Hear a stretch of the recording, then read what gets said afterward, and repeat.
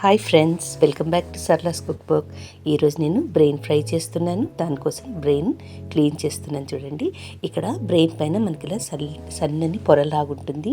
అది తీసేసుకొని కడిగి క్లీన్ చేసుకొని ఇలా పెట్టుకోవాలి. ఇప్పుడు మనము ఈ బ్రెయిన్లో కొంచెము ఫ్రెష్గా నూరిన అల్లం వెల్లుల్లి పేస్ట్ వేసుకున్నాను.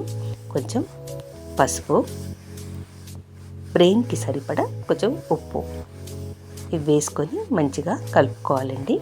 ఈవెన్గా కలుపుకొని మూత పెట్టుకొని ఒక 10 నిమిషాలు పక్కకు పెట్టుకోవాలి.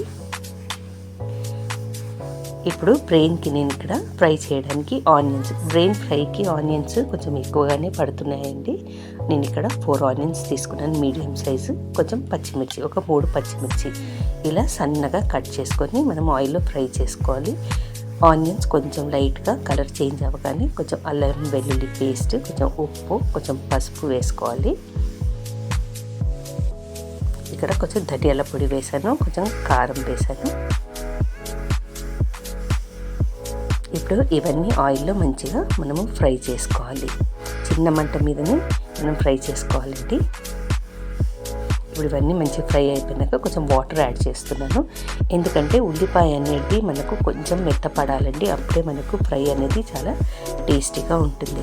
ఇప్పుడు మనం వాటర్ యాడ్ చేసుకొని మూత పెట్టుకొని ఇట్లా ఆయిల్ మనకు పైకి తేలే వరకు మనము కుక్ చేసుకోవాలి. ఇప్పుడు కొంచెం గరం మసాలా కూడా యాడ్ చేశాను.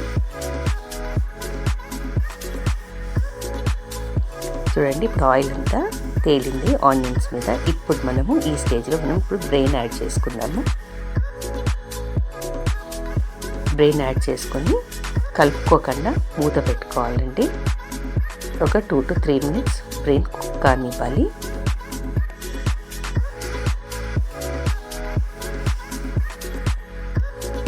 మూత పెట్టేసుకొని ఒక 2 minutes కుక్ చేసుకుందాము. బ్రెయిన్ కుక్ కావడానికి అట్టే సమయం పట్టదండి, తొందరగానే బ్రెయిన్ కుక్ అయిపోతుంది.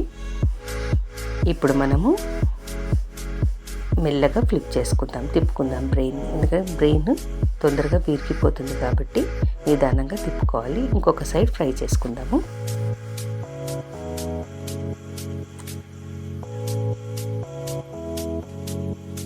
ఈ brain fry chapati, puri, sambar rice తోటి చాలా మంచి కాంబినేషన్ అండి.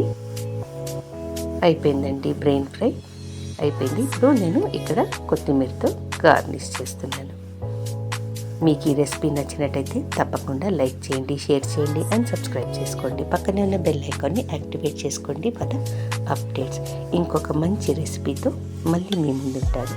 Until then take care, be safe and this is Sarla signing of.